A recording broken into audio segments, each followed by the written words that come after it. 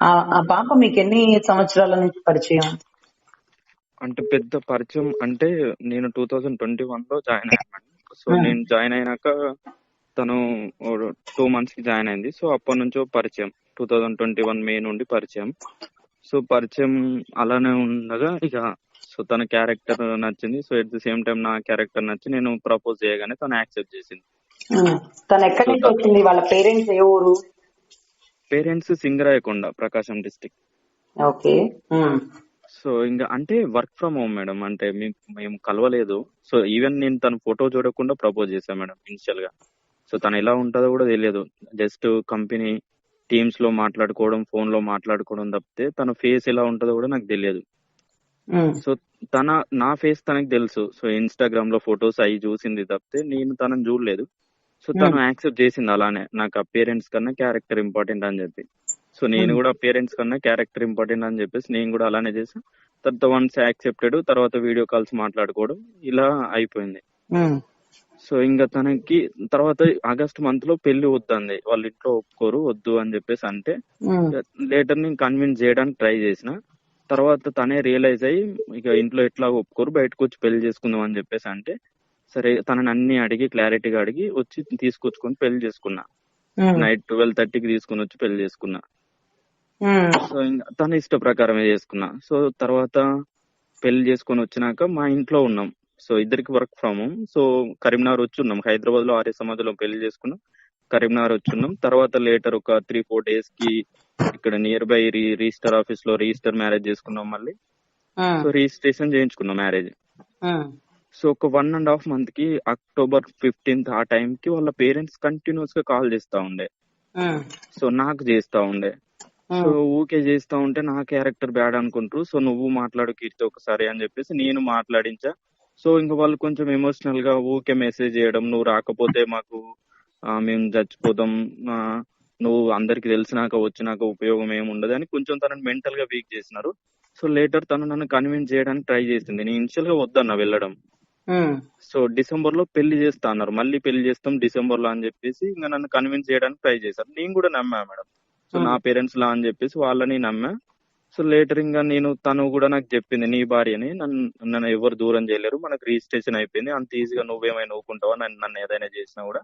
So in case 2 side ఆలోచించుకున్నా కూడా వాళ్ళు ఏదైనా చేస్తే నీకు ఫోన్ చేస్తే నన్ను వచ్చి తీసుకొచ్చుకో, మొన్న వచ్చిందాన్ని మళ్ళీ రావడం నాకు తెలియదా అని చెప్పేసి అంది.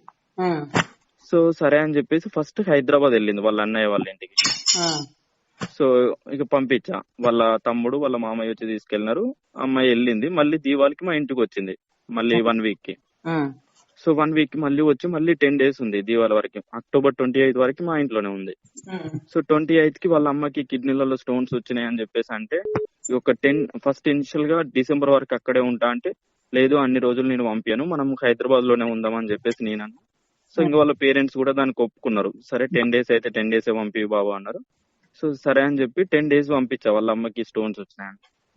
తిని కూడా వెళ్ళింది. 4 days బాగానే మాట్లాడింది మేడం. అంటే ఈవెన్ వెనస్డే రోజు కాల్ చేసి కూడా సండే రోజు వస్తా అని చెప్పింది. ఫ్రైడే రోజు నా పైన 498A కేసు పెట్టారు.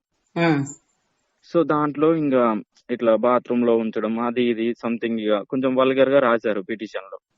సో నేను అక్కడ పోలీస్ స్టేషన్ కి నన్ను రమ్మంటే నేను వెళ్ళా. అంటే నాకు అసలు ఏం తెలియదు మేడం, అంటే ఏం జరిగింది ఏంటి అనేది అసలు ఏం తెలియదు, తను ఎందుకు సడన్ గా ఇలా మాట్లాడిందని. సో నేను అక్కడికి వెళ్ళాక నన్ను సిఐ దగ్గర పెట్టారు వాళ్ళు కేసు. సో సిఐ పిలిపించినాడు. సో మాట్లాడారు, నన్ను అడిగారు పెళ్లి ఎలా అయింది, ఎప్పటి నుంచి పరిచయం అంటే నేను మొత్తం చెప్పా. ఇక తనని అడిగారు, అబ్బాయి చెప్పింది నిజమేనా అమ్మా అంటే నిజమే సార్ అంది.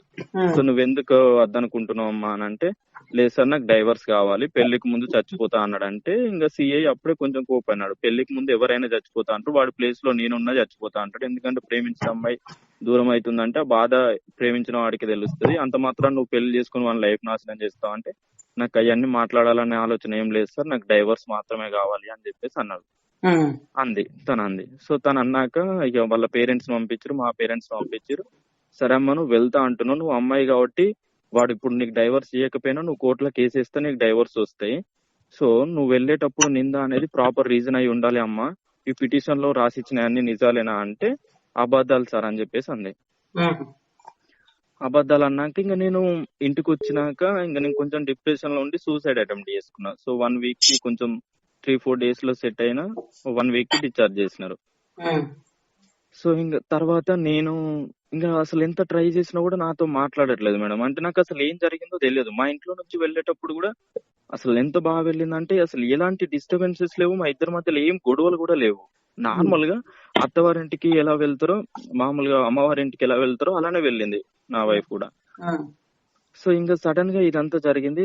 తర్వాత నేను ఇంకా వాళ్ళు ఎంతకి రెస్పాండ్ అవ్వట్లేరు అసలు. అంటే మా ఫ్యామిలీ నంబర్స్ అందరి బ్లాక్ లిస్ట్ లో పెట్టుకున్నారు. సో బయట పెద్ద మనుషులతో చేయించినా కూడా ఎవరు చేస్తే వాళ్ళ నంబర్ బ్లాక్ లిస్ట్ లో పెట్టుకున్నారు. సో అంటే వాళ్ళ నుంచి ఎటువంటి కాంటాక్ట్ లేదు, మా నుంచి కాంటాక్ట్ చేయడానికి ట్రై చేసినా వాళ్ళు ఎవరు మాట్లాడట్లేరు. సో దెన్ నేనేం చేసా, కోర్టు నుంచి మామూలుగా అడ్వకేట్ నుంచి నోటీస్ పంపించా.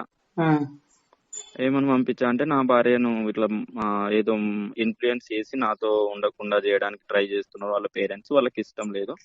సో అగేన్స్ట్ కేసు కంప్లైంట్ చేసినారు, నా భార్య నాకు కావాలి, లేకపోతే కంజుగల్ రైట్స్ కింద నేను కోర్టులో కేసు ఫైల్ చేస్తా అని చెప్పేసి నేను కన్సర్న్ ఇక్కడ అడ్వకేట్ నుంచి నోటీస్ పంపించా. సో వాళ్ళు డిక్లైన్ చేశారు నోటీస్ ని, రిఫ్యూజ్ చేసినారు. రిఫ్యూజ్ చేసినాక నాకు వెంటనే తర్వాత వీళ్ళు కాల్ చేసినారు పోలీస్ స్టేషన్ నుంచి, సిఐ ఫోన్ చేసినాడు, సెకండ్ హియరింగ్ కి రావా బాబు, మరి అప్పుడు అంటే నేను అప్పుడు 20 days తర్వాత ఆలోచించుకొని చెప్తా అని చెప్పేసి వచ్చిన. సో ఇంకా నన్ను పోలీస్ స్టేషన్ నుంచి ఫోన్ చేస్తే, సార్ నేను రాను సార్, మీరు నాకు పెళ్ళై 2 నెలలు అవుతుంది, నా భార్య నన్ను దూరం చేయాలనే ట్రై చేస్తున్నారు, మీరు ఆ రోజు కూడా అన్నారు నా ప్రమేయం లేకున్నా డైవర్స్ వస్తే నువ్వు సంతకం పెట్టకపోయినా వస్తే అనవసరంగా నీ లైఫ్ వేస్ట్ చేసుకున్నావు అని అన్నారు. సో నేను వచ్చినా కూడా నన్ను ఏదో విధంగా చేసి భయపెట్టో ఏదో విధంగా చేసి నాకు డైవర్స్ మీద సైన్ పెట్టించే ప్రయత్నం చేస్తారు. నేను అంత మనసు చంపుకొని చేయలేను సార్, నాకు ఆ అమ్మాయి అంటే ఇష్టం, నేను అంతలా ప్రేమించిన కాబట్టి అంత దూరం నుంచి తీసుకొచ్చుకొని పెళ్లి చేసుకున్నా, నేను అసలు ఎలాంటి ఇబ్బంది పెట్టలేదు, ఏది పెట్టలేదు. ఇన్ కేస్ తను ఒకవేళ కేసు ఫైల్ చేయమని చెప్తే నాకు ఏ అబ్జెక్షన్ లేదు సార్, మీరు కేసు ఫైల్ చేసుకోండి, నేను అక్కడికి రానని చెప్పేసి నేను చెప్పా. నేను చెప్పాక అదే ఎందుకురా బాబు లైఫ్ ఎందుకు వేస్ట్ చేసుకోవడం, నీకు 24-25 years ఉంటాయి, ఇంత చిన్న ఏజ్ లో లైఫ్ వేస్ట్ చేసుకోవడం అంటే, సార్ లేదు సార్ నాకు ఇక్కడ నేను పెళ్లి చేసుకున్నాను అందరికి తెలుసు, అమ్మాయి అంటే నాకు చాలా ఇష్టం, నేను అందుకోసమే అసలు తను ఇష్టం ఉండేపటికే నేను సూసైడ్ అటెంప్ట్ చేసుకున్నా, ఏదో దేవుని దయ వల్ల బతికినా. సో ఇప్పుడు కూడా నాకు ఆ అమ్మాయి లేకపోతే నేను ఉండలేను. సో మీరు ఇన్ కేసు తనని కన్విన్స్ చేసి తనకి ఏదైనా కౌన్సిలింగ్ లా ఇచ్చి మార్చి పంపిస్తా అంటే మాత్రం వస్తా, లేకపోతే నేను రాను సార్, మీరు కేసు ఫైల్ చేసుకోండి నా పైన, నేను ఏదైనా ఉంటే లీగల్ గా కోర్టులో చూసుకుంటా సార్ అని చెప్పేసి చెప్పా. సో నా దగ్గర అన్ని ప్రూఫ్స్ ఉన్నాయి, తను వచ్చినప్పుడు ఏం చెప్పిందో కాల్ రికార్డింగ్స్ అన్ని ఉన్నాయి నా దగ్గర, వాళ్ళ పేరెంట్స్ మాట్లాడినవి కూడా ఉన్నాయి, ఏం చెప్పి ఇప్పుడు అల్టిమేట్ గా ఏంట్రా నీ సమస్య? ఇప్పుడు ఎంత ఆత్రంగా పెళ్లి చేసుకున్నావో అంత ఆత్రంగా బోర్తపడ్డావు. ఇప్పుడు ఒకటికి అటు 7 తరాలు ఇటు 7 తరాలు చూసి పెళ్లి చేసుకోవాలరా అని పెద్దోళ్ళు చెప్తే కనీసం మొహం తెలియకుండా దాన్ని ప్రేమించానన్నావు, అర్ధరాత్రులు తీసుకుని వచ్చావు, ఆర్య సమాజంలో పెళ్లి చేసుకున్నావు, తల్లిదండ్రులను ఎత్తిన బండేసి వాళ్ళ దగ్గర పెట్టేసావు, నువ్వు ఉద్యోగం నువ్వు చేసుకుంటున్నావు. రేపటి రోజు నీ సమస్య నీతో పోకుండా ఒక 498 వేసడం వల్ల వాళ్ళు కూడా స్టేషన్ల చుట్టూ, వాళ్ళు కూడా కోర్టుల చుట్టూ. అంటే వాళ్ళు నన్ను బెదిరిస్తున్నారు మేడం. అంటే వాళ్ళ తమ్ముడికి కాల్ చేశా నేను నార్మల్. నీకెందుకు? అరే వదిలేసి వెళ్ళిపోయిన దాంతో నీకెందుకు మేడం? అమ్మాయి అంటే నాకు చాలా ఇష్టం. అంటే నాకు వ్యాలిడ్ రీజన్ తెలియట్లేదు మేడం. చెప్పేదినమ్మా, ఒక సంవత్సరంన్నర నువ్వు దాన్ని గమనించు, ఒక సంవత్సరం నువ్వు తను ఇష్టపడ్డావు, ప్రేమించు, what ever it may be. ఇన్ని సంవత్సరాలు ప్రేమించిన వాళ్ళకంటే మించిన ప్రేమ దాని దగ్గర ఏముంటదిరా చెప్పు మేడం? అమ్మ నాన్న అసలు ఎటువంటి పరిస్థితుల్లో నువ్వు ఈ స్టేజ్ లో ఒక సాఫ్ట్వేర్ వర్క్ ఫ్రం హోమో చేసుకోగలుగుతున్నావంటే వాళ్ళు ఎన్ని రోజులు పస్తులు, ఎన్ని రోజులు కష్టాలు, మొగుడు పెళ్ళాలు, వాళ్ళు ఎన్ని తన్నుకున్నా విడిపోకుండా నిన్ను కాపాడుకుంటున్నో, లేకపోతే ఒకళ్ళకొకళ్ళు ఎన్ని ఇబ్బందులు ఉంటున్నా కలిసి ఉంటూ నువ్వు ఒక స్టేజ్ కి వచ్చే వరకు వాళ్ళు నిలబడ్డారంటే వాళ్ళకి మించి ఒక సంవత్సరంలో ఒక టీమ్ లో మాట్లాడుతున్న అమ్మాయిని చూసి ఆవిడ మాటలకి నువ్వు ఇంప్రెస్ అయ్యావంటే అది అట్రాక్షన్ ప్రేమ చెప్పు మేడం? అంటే నేను తర్వాత నిజంగా నువ్వు ఇష్టపడ్డావు, తను నిన్ను మోసం చేసిందన్న విషయం అన్నా తెలుసుకున్నావు కదా. అమ్మోళ్ళ ఇంటికి వెళ్తాను వస్తాను, మన ఇద్దరిని ఎవ్వరు విడతీయలేరని చెప్పిన మనిషి ఈ రోజు నువ్వు సూసైడ్ చేసుకున్నా రాలే, ఈ రోజు 10 మంది ముందు నాకు విడాకులు కావాలనింది. ఇంతేకాక నీ అంతటి నువ్వు కుక్కలా తిరుగుతున్నావు, చచ్చిపోతానన్నాడు, అందుకే పెళ్లి చేసుకున్నాను అంటుంది. ఇంకేంట్రా, ఇంకా మనం ఇన్ని చాట్ల ఓడిపోయినా కూడా ఇంకా తన మీద ప్రేమ అంటే అసలు ఆ ప్రేమ అనే పదానికి అర్థం లేకుండా పోతుంది. చచ్చిపోవట్లేదు మేడం. కాదు అసలు చూడు, అసలు నీకు ఏదన్నా అయితే నీ తల్లిదండ్రులకు ఎవరు చెప్పాలి చెప్పు సమాధానం? వాళ్ళు నీ మీదే కదా ఆశలు పెట్టుకొని బ్రతుకుతున్నారు. నువ్వు దేన్ని తెస్తే దాన్ని తెచ్చి వాళ్ళు కాబట్టి ఇంట్లోకి రానిచ్చారా. ఇంకొకడైతే కాళ్ళు ఇరక్కొట్టి బయటికి పంపించేవాళ్ళు.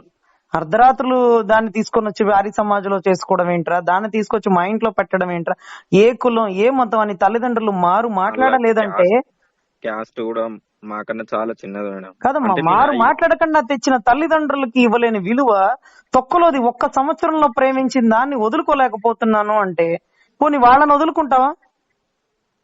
లేదు మేడం. మరి ఎందుకురా కంపారిజన్ ఏంటరా? నక్కకి నాగలోకానికి రాదు, నక్క వాళ్ళు నాగలోకం. ఎంత వేరియేషన్ ఉంది చెప్పు మేడం. నాకు ఎస్టర్డే ఒకళ్ళు నోటీస్ పంపించారు మేడం. వాళ్ళు అంటే అన్ని కంప్లీట్ ఫాల్స్ అలిగేషన్. అంటే నేను సరే ఏ నోటీస్ పంపించారు చెప్పు? మామూలుగా లీగల్ నోటీస్ పంపించారు. అక్కడ వాళ్ళ ఒంగోలు అడ్వకేట్ నుంచి పంపించారు. మామూలుగా ఏమని పంపించారంటే లవ్ పేరుతో వేధించడం, సో తనని ఫొటోస్ మార్ఫింగ్ చేసినావు, మార్ఫింగ్ చేస్తాను బెదిరించి పెళ్లి చేసుకున్నావు. తర్వాత నేను ఉంది మా కరీంనగర్ మా ఓన్ హౌస్ లో ఉంటే నేను ఉంది వాళ్ళ సింగరాయకుండా అమ్మాయి వాళ్ళ ఇంట్లో ఉన్నా అని చెప్పేసి పెట్టినారు. సో అక్కడ నుంచి అమ్మాయిని తీసుకోపోకుండా హైదరాబాద్ వెళ్ళిపోయినా అని చెప్పినారు. వెళ్ళిపోయినా అని పెట్టినారు. సో తర్వాత అమ్మాయి హైదరాబాద్ వస్తే నువ్వు శాడిజం చూపించినావు, అమ్మాయి పైన శాడిజం హెరాస్ చేసినావు, సో ఇలాంటి బట్టలు లేకుండా ఉంచావు నైట్ అంతా, ఇలాంటి అన్ని అలిగేషన్స్ అన్ని మెన్షన్ చేశారు. సో లాస్ట్ లో ఏమని మెన్షన్ చేశారంటే, సో ఇప్పుడు ఆ అమ్మాయి వద్దనుకుంటుంది, సో నువ్వు డైవర్స్ యాక్సెప్ట్ చేయకపోతే as per competent of law for divorce కింద కేసు ఫైల్ చేస్తే సంథింగ్ ఏదో అని పెట్టినారు దాంట్లో. Okay, very good. ఇప్పుడు ఆ దరిద్రం వదిలిపోతుంది, ఆ పీడ వదిలించుకో. ఫస్ట్ నువ్వు ఇన్ని ఎలిగేషన్స్ నీ మీద ఆరోపించింది నువ్వేంటి అంటే దాని ముఖం కూడా చూడకుండా ప్రేమించినటువంటి వ్యక్తివి. నీ తల్లిదండ్రులు ఏంటంటే నువ్వు ఎవరిని తెస్తున్నావో అడగకుండా తీసుకొచ్చి వాళ్ళని ఇంట్లో కూర్చోబెట్టి మేపుతున్నటువంటి గొప్పవాళ్ళు. మిమ్మల్ని ఇద్దరిని వద్దనుకుందంటే దానంత దౌర్భాగ్యురాలు ఇంకొకటి లేదు. అందులోనూ దాని చేసిన తప్పుకి తనే విడాకులు ఇవ్వమంటూ అడుగుతుంది కాబట్టి మనం ఇంకా సేఫ్ అయినట్టు. మనం లేకపోతే డివిసీలు 490 ఇవన్నీ వేయదు, దానికి ఇవ్వడం మళ్ళీ సరైన బకరా దొరుకుంటాడు. వాణ్ణి పెళ్లి చేసుకునే నిమిత్తంతో, వాణ్ణి మోసం చేయాలనే నిమిత్తంతో నేను తొందరగా వదిలించుకుంటుంది మేడం. అంటే ఎట్ ద సేమ్ టైం నేను ఈ వీక్ లో కంజుగల్ రైట్స్ కింద కోర్టులో కేసు ఫైల్ చేశాను. అరే ఆ అమ్మాయి కరెక్ట్ కాదు, నీకు నీ ఫ్యామిలీకి కరెక్ట్ కాదు, సరేనా? ఒకటి పోతుంది అంటే ఇంకొకటి ఏదో గొప్పది మన దగ్గరకు వస్తుందని భావించాలి. ఈ పోతుంది అన్నప్పుడు 1 సంవత్సరం బాధ ఉండొచ్చు, 2 సంవత్సరాలు బాధ ఉండొచ్చు, తర్వాత మామూలు అయిపోతావు. నీకే 40 ఏళ్ళు లేవు, 50 ఏళ్ళు లేవు, ప్రశాంతంగా పెళ్లి చేసుకోవచ్చు. ఆమంతటా ఆవిడ వద్దంటుంది కాబట్టి ఎక్కడ సంతకం పెట్టమంటే అక్కడ పెట్టిచ్చేసాయి. మీది ఆర్య సమాజం పెళ్లి కాబట్టి ఇక్కడ కట్న కానుకల ప్రసక్తి ఉండదు.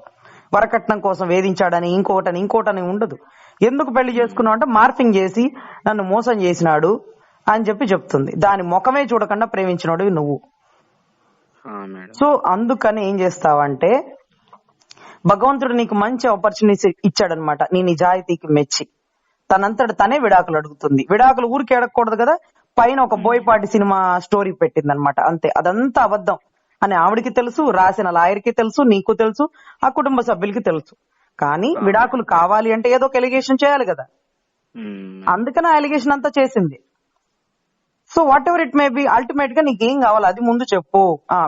విడాకుల కోసం నేను అగ్నంగా నుంచోబెట్టానని, నేను బాత్రూమ్ లో ఇలా చేసినానని, నేను పెళ్లికి ముందు ఇలా అన్నానని, లేకపోతే సూసైడ్ చేసుకుంటా, ఇవన్నీ అబద్ధాలు. నిజమేంటి? నీకు విడాకులు కావాలి. అల్టిమేట్ గా నీ గోల్ ఏంటి? నన్ను వదిలించుకోవాలి. వెరీ గుడ్, అదే నిజం. సో దాని నిజం కోసం ఇన్ని అబద్ధాలు ఎందుకు? ఇక వద్దు. నీకు ఎక్కడ పెట్టాలో చెప్పు, సంతకం పెట్టి నీ మొహాన్ని పడేస్తానని సంతకం పెట్టి దాని ముఖాన్ని పడేసి నువ్వు మాట్లాడరా నాతో. ఇప్పుడు ఈ సమస్య నీది కాదు, నీ తల్లిదండ్రులకు చిట్టుకుంటది. అందరూ తిరగలేక చచ్చిపోతున్నారు, చూసావు కదా. అందుకని ఖచ్చితంగా నువ్వు ఆ పని చేసి నాకు చెప్పు సోర్సు. దాని తర్వాత ఏం చేయాలనేది నేను చెప్తాను. వాళ్ళు ఎక్కడ సంతకం పెట్టమంటున్నారో చూసి అక్కడ సంతకం పెట్టేసి, నేను ఇక డబ్బులు ఏమి ప్రసక్తి ఉండదు ఇక్కడ. లేకపోతే మన కష్టం, మన తల్లిదండ్రుల కష్టాన్ని కూడా పీడించుకు తింటున్న ఆడపిల్లల్ని నువ్వు చూడలా? నావే ఉన్నాయి మేడం, గోల్డ్ చేయించినాయి 2 తులాల అమ్మాయి మెడలో సరే తాళి పోనీరా, అవన్నీ. దరిద్ర ఇచ్చుడు ఏదన్నా దోషాలు ఉన్నప్పుడు యజ్ఞంలో బంగారం ఏమంటారు, వెండి ఏమంటారు, ఎందుకు? మన దోషం పోవాలి కాబట్టి. దాని ముఖాన్ని ఒక 2 సవర్లు పెట్టావో 2 తులాలు పెట్టావో పోతే పోనీ, నీ లైఫ్ చాలా సెక్యూర్ అయింది. అన్నకంటే ఎందుకంటే మనీ ఇలాంటి గురించి దాన్ని ఏం చేసుకొని నువ్వు ఆలోచన. ఒక బిడ్డని కంటే నీ కుటుంబాన్ని రోడ్డుకి ఏడిస్తే ఆ బిడ్డ జీవితం, నీ తల్లిదండ్రుల జీవితం, నీ జీవితం సర్వనాశనం అయిపోతుంది.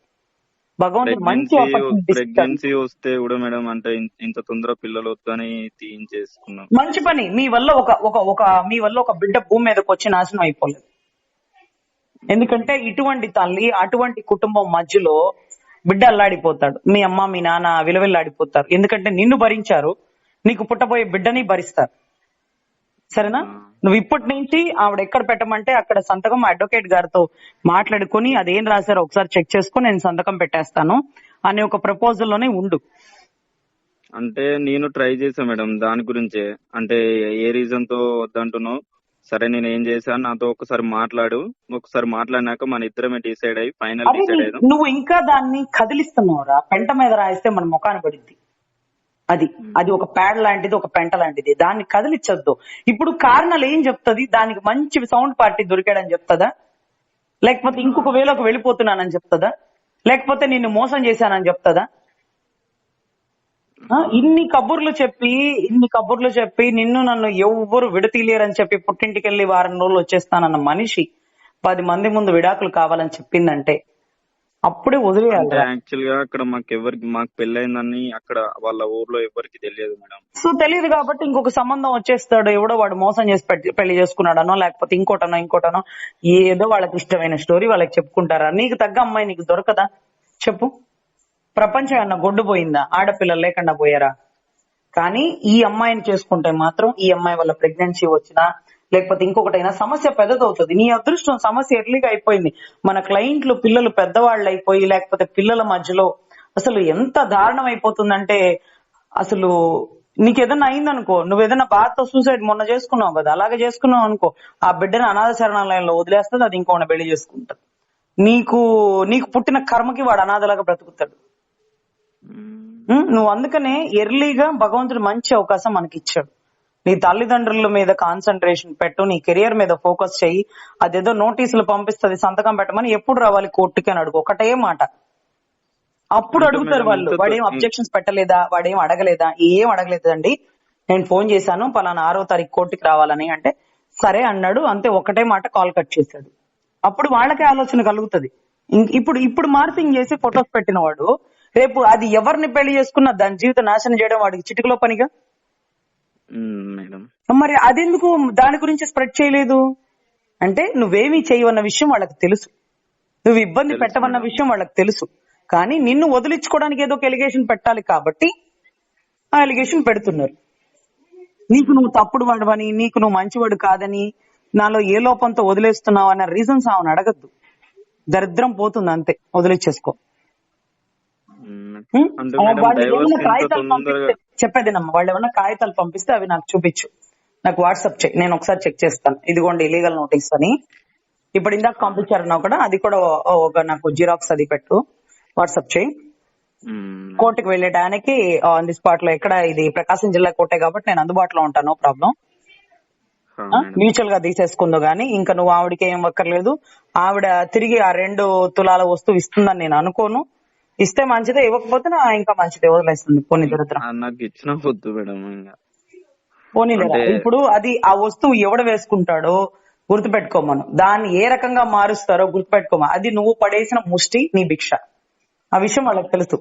వాళ్ళ అమ్మ చైన్ లో వేసుకుంటుందా, ఆవిడ చైన్ మార్చి గాజులు చేయించుకుంటుందా, ఆ గాజు వేసుకున్న ప్రతిసారి గుర్తుకొస్తుంది కదా. పోనీలే, అంతవరకు మనమే ముష్టి పడేసి వదిలించుకున్నాం అనుకుందాం, నో ప్రాబ్లం అమ్మా. ఆ నోటీస్ నాకు పంపించు. ఇంకెప్పుడు నెక్స్ట్ స్టెప్ ఇలాంటివి చేయకు. తొందరపడి ప్రేమించొద్దు, తొందరపడి సూసైడ్ చేసుకోవద్దు.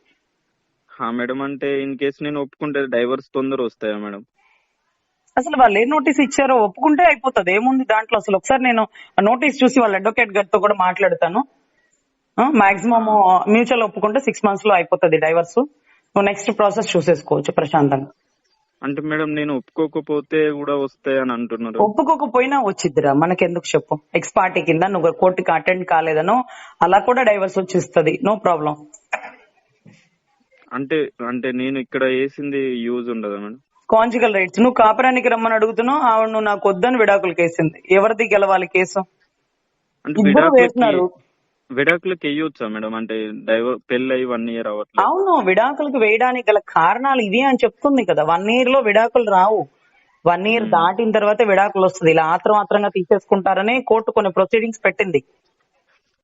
మేడం అందుకని ఒక 1 year టైం అయితే 100% అవుతుంది. కానీ ఈ లోపు నువ్వు కాపురానికి రమ్మన్నావు కాబట్టి నీ దగ్గరికి ఎందుకు రావట్లేదు అనేది గ్రౌండ్స్ పెట్టింది. నువ్వు ఇలాగ అర్ధరాత్రులు ఇలా చేస్తావని, నువ్వు ఇలా మాట్లాడతావని, ఇలా కించపరుస్తావని, ఇలా కొడతావని, ఇలా తిడతావని ఏదేదో పెట్టేసింది కదా. సో ఆ కారణంగా ఆవిడ అతని దగ్గరికి పోవట్లేదని జడ్జి గారు భావిస్తారు. నువ్వు ఇచ్చిన కాంజుగల్ రైట్స్ కి రిప్లై అనమాట వాళ్ళు. సో అప్పటికి ఆవిడ నీ దగ్గరికి రావాల్సిన పని లేదు. సో ఉండనేయండి, ఇప్పటికి ఎన్ని మంత్స్ అయింది, ఇంకా కొంత ప్రాసెస్ అయిపోతే 1 year అయిపోతే మ్యూచువల్ కి వేసుకుంటది. వేస్తే 6 months కి వచ్చేస్తుంది. ఎలిగేషన్స్ అన్ని తప్పో ఒప్పో నీకు తెలిసినా తెలియకపోయినా జడ్జి గారికి తెలుసు అవన్నీ తప్పుడు ఎలిగేషన్స్ అని. ఆయనకి తెలుసు వీళ్ళు మ్యూచువల్ గా విడిపోతున్న కారణం ఇది పెట్టారు వాడి మీద ఎలిగేషన్స్. అంటే వేరే అంటే ఇప్పుడు తను కొంచెం చిన్న పిల్లల మెంటాలిటీ మేడం, అంత తొందర స్టాండ్ తీసుకోలేదు. సో అంటే ఇన్ కేసు ఏదైనా రియలైజ్ వస్తుందేమో అనే ఇలా చిన్న పిల్ల మైండ్ సెట్ ఉన్నది. రేపు నీకు ఒక బిడ్డ పుట్టిన ఇదే మైండ్ సెట్ తో వెళ్ళిపోతే ఆ బిడ్డకేం చెప్తారా సమాధానం? నువ్వు ఇంకా దాన్ని వెనకేసుకురావద్దు. తప్పు ఒప్పు ఆ బాధని ఆ బాధ్యతని ఇంకెవడో భరిస్తాడేమో, నీకెందుకు? చిన్నపిల్ల మైండ్ సెట్ కాబట్టి వాళ్ళు మార్చేస్తున్నారు అంటున్నావు. మళ్ళీ ఊహ తెలుసుకొని నీ దగ్గరకు వస్తే ఈ లోపు నీకు ఇంకొక పెళ్లి అయితే దాన్ని రాణిస్తావా నువ్వు? అసలు అంటే పెళ్లి ఆలోచన లేదు మేడం, అంటే వస్తదేమో అని. ఇంకా సరే వస్తే నిజాయితీగా ఎదురు చూడు. మ్యూచువల్ డైవర్స్ తీసుకున్నా కూడా వస్తుంది, ఎదురు చూడు. మ్యూచువల్ డైవర్స్ తీసుకున్న మరుసటి క్షణమే అది ఇంకొకటి పెళ్లి చేసుకుని వెళ్ళిపోతే అప్పుడు చెప్పున్నావు నాకు మేడం అది వెళ్ళిపోయిందని. ఇంకా వస్తుందేమో చూడు. నీకు పెళ్లి ఆశ లేదు కదా. నువ్వు ఎవరిని తీసుకొస్తే వాళ్లే కోడలుగా తల్లిదండ్రులు భరిస్తారు కదా. సో ఇప్పుడు ఏం చేస్తావంటే మ్యూచువల్ డైవర్స్ తీసుకున్నాక ఎదురు చూడు. మనసు మారిపోయి చిన్నపిల్ల కదా, వాళ్ళ తల్లిదండ్రులు చెప్పేసిన మాటలు విని వద్దంటుంది. మళ్ళీ రేపు గుర్తుకొచ్చి మళ్ళీ నువ్వే కావాలనుకుంటే వచ్చేస్తుందేమో, చూద్దాం. అప్పుడు నువ్వు స్వీకరిస్తావు కదా. నీకు విడాకులు అయిపోయినా తన నీ దగ్గరకు వస్తే నువ్వు స్వీకరిస్తావు. మళ్ళీ పెళ్లి ఈసారి లీగల్ గా పెళ్లి చేసుకుంటావు, హ్యాపీగా ఉంటారు, అంతే కదా. అది ఇప్పుడు డైవర్స్ కి ఒప్పుకోవాలన్న ఆలోచన లేదు మేడం. అంటే ఈ కోర్టులో కౌన్సిలింగ్ అలా ఏమన్నా ఇస్తే ఇన్ కేస్ చేంజ్ తన మనసు ఏమైనా మారుతుందేమోనా నీ ఆలోచన. మేడం అరే చుట్టుపక్కల వాళ్ళని బట్టే మనసు మారిపోతుంటుందిరా. ఒక మనసుకి ఒక చంచలమైనది మనసు. చుట్టుపక్కల తల్లిదండ్రులందరూ వీడు వద్దు, వీడు అలాంటోడు ఇలాంటోడు, చూడు ఎదురుగా 2 అంతస్తుల బిల్డింగ్ ఓడు కోరి చేసుకుంటానని వచ్చాడు, నువ్వెంత చక్కగా ఉన్నావు, మా కళ్ళ ముందు కనపడతావు, వాడెవడు అసలు ఎలాంటి వాడు, ఏకులు మనం బ్రతకాల వద్దా, ఈ అంటే ఈ ఇన్స్టిగేషన్ అనమాట, ఈ ప్రేరేపించే మాటలన్నీ వాళ్ళ మనసుని మార్చేస్తున్నాయి. చిన్నపిల్లలు ఆడపిల్లలు ఏం తెలుస్తుంది వాళ్ళకి, తల్లిదండ్రులు ఏ చెప్తే అదే నిజమని. సో అటువంటి టైంలో వాళ్ళు మారిపోయారు అనుకో, మళ్ళీ ఒక 6 months తర్వాత ఆ అమ్మాయి విడాకులు అయిపోయాక నాకు నువ్వే కావాలి, నా తల్లిదండ్రులు ఇలా చేశారు నన్ను అంటే నువ్వు వెనక మళ్ళీ స్వీకరిస్తావు కదా, నీకేం ఇబ్బంది? నాకేం లేదు. అందుకనే నువ్వు విడాకులు అయిపోయిన తర్వాత అయినా సరే నువ్వు ఓర్పుగా వెయిట్ చేయి, వస్తుందేమో. విడాకులకు కూడా తనే పెట్టుకుంది కదా, పెట్టమంటే నీకు ఇష్టం అయితే, నువ్వు నా నుంచి దూరంగా ఉండడమే నీకు ఇష్టం అయితే, నీ ఇష్టాన్ని గౌరవిస్తూ నేను సంతకం పెడతా. కానీ గుర్తుపెట్టుకో, ఆ రోజు నువ్వు రమ్మని తీసుకెళ్లమన్నావు కాబట్టే నేను నిన్ను తీసుకుని వచ్చుకుని పెళ్లి చేసుకున్నా. ఈ రోజు వద్దని విడాకులు అడుగుతున్నావు కాబట్టే నేను నీకు సంతకం పెట్టా. ప్రతిసారి నీ ఇష్టాన్ని గౌరవించా. ఇది నీకు ఎప్పటికి అర్థమవుతుందో అది నీ కర్మ అని చెప్పి సంతకం పెట్టు. తనకి నువ్వు అన్న ప్రతి మాట గుర్తొస్తుంది. ఇప్పుడన్నా మార్పు అనిపించింది అనుకో, తను చేసిన తప్పు తెలుసుకొని మళ్ళీ నీ దగ్గరకు వస్తుంది. Okay madam. అంటే నేను కూడా అంటే యాక్సెప్ట్ చేయొద్దు, అంటే యాక్సెప్ట్ చేయకపోతే రియలైజ్ అవుతుందేమో అని ఇలానే ఉంచుదామని అనుకుంటున్నా, యాక్సెప్ట్ చేయకుండా. నువ్వు ఒప్పుకున్నా ఒప్పుకోకపోయినా విడాకులు వస్తాయి. నువ్వు ఒప్పుకున్నావు అనుకో, అది నీ కోసం ఒప్పుకుంటున్నా, నీ మీద ఉన్న ఇష్టంతో ఒప్పుకుంటున్నా. నీకు నేను ఇష్టం లేదంటున్నావు కదా, నీ ఇష్టాన్ని నేను గౌరవిస్తున్నానంటే అది గొప్పగా ఉంటది. చూడు వాడు నీకు విడాకులు ఇవ్వడం ఇష్టం లేదన్నట్టుగా నీ జీవితం కోసం వాడు ఎలా చేస్తున్నాడు అలా చేస్తున్నాడని వాళ్ళు ఇంకా ఎలిగేషన్ చేస్తారు. రేపు కోర్టుకి వెళ్ళి ఇదిగో నువ్వు నా నుంచి విడిపోవడమే నువ్వు ఇష్టం అనుకుంటున్నావు కదా, సో నీ ఇష్టాన్ని గౌరవిస్తూ సంతకం పెడుతున్నానని చెప్పొచ్చే. ఇంకెంత ప్రౌడ్ గా ఉంటది. అప్పుడు ఆ అమ్మాయి గౌరవించిద్ది, ఆ అమ్మాయి ఇష్టపడుతుంది, ఇంకా అవకాశం ఉంటది. మార్పు రావాలి అంటే ఒక వేలోనే వెళ్తే మార్పు రాదు, నువ్వు ఎదురు తిరిగితేనే మార్పు వచ్చింది. రేపు కోట్ల అమ్మాయికి ఎదురుగా కనపడు, ఆ రోజు నువ్వు ఇంట్లోంచి లేచి వచ్చేస్తే తల్లిదండ్రులు మోసం చేసి నా దగ్గరకు వచ్చేసిందే, రేపటి రోజు నన్ను మోసం చేసి మళ్ళీ వెళ్ళిపోతుందన్న ఆలోచన నాకు కలగలేదు అని వర్షం నువ్వు చెప్పాలా. అక్కడ ఒక మనిషిలో మార్పు రావాలంటే ఒక మాటే, ఒక మనిషిలో ధైర్యం కలగాలంటే ఒక మాటే. నువ్వు నోరు తెరిచి మాట్లాడకుండా నువ్వు ప్రశాంతంగా నేను సంతకం పెట్టను అమ్మాయిలో మార్పు వచ్చిందంటే రాదు. నువ్వు నోరు తెరిచి నువ్వు చెప్పాల్సిన మాటలు చెప్తేనే ఆ అమ్మాయికి మనసులో మార్పు వస్తుంది. ఆ రోజు నా తల్లిదండ్రులు నువ్వు ఆహ్వానించారు, వద్దనలేదు, నేను తీసుకుని వెళ్ళి నా ఖర్చుతో ఆర్య సమాజంలో పెళ్లి చేసుకున్నా, నేను చూడకుండా ఇష్టపడ్డా. నువ్వు ఇంటికి వెళ్ళి మళ్ళీ వెనక్కి వస్తాను మనల్ని ఎవ్వరు విడతీయలేరంటే నేను నమ్మా. నిన్ను నమ్మే నేను తప్పు చేసినానా, నేను పెళ్లి చేసుకుని తప్పు చేసినానా, నాకేం తెలియట్లా. ఈ రోజు నువ్వు విడాకులు అడుగుతున్నావు కదా, నీకు ఇష్టం కాబట్టి అది కూడా చేసేస్తున్నా. నువ్వు నిర్ణయించుకో, నువ్వు ఆలోచించుకో, నీ జీవితాన్ని నువ్వే ఒక ఉచ్చులోకి వేసేసుకుంటున్నావు. ఉచ్చులోంచి నిన్నెవరు బయటకు తీసుకురాలేరు. ఇంకా టైం ఉంది, నువ్వు ఆలోచించుకో, నేను నీ ఇష్టాన్ని ఎంత గౌరవిస్తున్నానో ఆలోచించుకో అని చెప్పేసి నువ్వు వస్తే ఇంకా 6 నెలల టైం ఉంటది. ఈ లోపు తనలో మార్పు రావచ్చేమో. జడ్జి గారు నీకు విడాకులు ఇష్టమేనా అంటే తన ఇష్టమే నా ఇష్టం అండి అని ఒక డైలాగ్ చెప్పేసాయి. నీకు ఇష్టమేనా అయ్యా నీ వర్షన్ నువ్వు చెప్పాను అంటే నా వర్షన్ అయితే నాకు ఇష్టం లేదు సార్, నా భార్య నాకు కావాలని నేను లీగల్ నోటీస్ సర్వ్ చేస్తున్నాను, నా ఇష్టంతో పనే ఉంది, ఆడపిల్లల ఇష్టానికే కదా ఈ రోజు విలువిచ్చేది, నాకు వద్దంటుంది కదా, తనే నేను కావాలని వదిలేసి వచ్చేసింది, ఈ రోజు నన్ను వద్దంటుంది. ఆర్య సమాజంలో ఇష్టపడి పెళ్లి చేసుకుంటారు, బలవంతం చేసి మార్పింగ్ చేసుకున్న వాళ్ళు చేసుకోరు. మరి ఏంటో మరి నన్ను ఒక విలన్ని చేసేసింది సార్, తనకి ఏది నచ్చితే అదే చేసేయండి, ఆవిడకి విడాకులు కావాలంటుంది కదా ఇచ్చేస్తున్నాను. మీకు ఇష్టమా అంటే నాకు మనస్ఫూర్తిగా ఇష్టం లేదు, ఎందుకంటే తన్నే అంత ఇష్టపడ్డాను. నా ఇష్టానికి ఎక్కడ విలువ ఉండదు, ఎక్కడ నా మనసులో విలువ ఉండదు, కోర్టులో విలువ ఉండదు. సో మీరు తన ఇష్టాన్ని గౌరవించి నేను ఎక్కడ సంతకం పెట్టమంటే అక్కడ పెట్టేస్తాను. ఇది కూడా ఇష్టంగానే చేస్తున్నా, ఎందుకంటే తనకి ఇష్టం కాబట్టి అనే ఒక్క వర్షం చెప్పు జడ్జి గారికి. ఇంకా నీ ఇష్టం అమ్మా, నీ లైఫ్, ఇష్టపడిన వ్యక్తిని కోల్పోవడం కంటే కర్మ ఇంకెక్కడా ఉండదు. నీకు ఇంకా 1 నెల టైం ఇస్తున్నాను, నీ భర్త దగ్గరికి తిరిగి వెళ్తావా, వద్దు వద్దు నాకు ఈ భర్త వద్దు విడాకులు కావాలంటావా, నీ ఇష్టం అని ఇంకొంచెం టైం ఇస్తారు. ఇంకేమైనా మార్పు వస్తుందని చూద్దాం. జడ్జిలు కూడా తేలిగ్గా విడాకులు ఎవరు కూర్చోబెట్టి కౌన్సిలింగ్ చేస్తారు, ఇద్దరిని పిలిపించి మాట్లాడతాం, మాట్లాడిన తర్వాతే జరుగుతుంది. అప్పుడు నీ వర్షను అక్కడ చెప్పే అవకాశం ఉంటది. ఓకే ఓకేమ్మా, నేను కొద్దిగా ఫ్రీ అయ్యాక కాల్ చేస్తాను, చాలా కాల్స్ వస్తూ ఉన్నాయి. నువ్వు మళ్ళీ ఎప్పుడు చూసేటట్టు అంటే చేయకమ్మా, మంచి చదువు, కెరియర్, తల్లిదండ్రులు రా, అసలు నువ్వు ఎవరిని తెస్తే వాళ్ళని యాక్సెప్ట్ చేస్తున్నారంటే వాళ్ళు దేవుళ్ళు కదా చెప్పు. అంటే బాధపడకు, అంటే నాతో వచ్చేటప్పుడు గుడిసెలో అయినా ఉంటా ఉంది మేడం.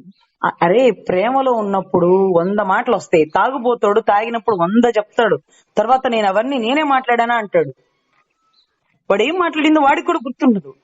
ఆ అమ్మాయి అన్ని చెప్పింది ఆ ప్రేమలో, గుడిసెలో ఉంటానంటది, కష్టాలైనా పడతానంటది, నువ్వు లేకపోతే చచ్చిపోతానంటది. ఈ రోజు నడి రోడ్లో నుంచొని నువ్వు వద్దనింది, నువ్వు చస్తానంటే ఆవిడ పెళ్లి చేసుకునిందట, నువ్వు మార్పింగ్ చేస్తే చేసుకోవాల్సి వచ్చిందట.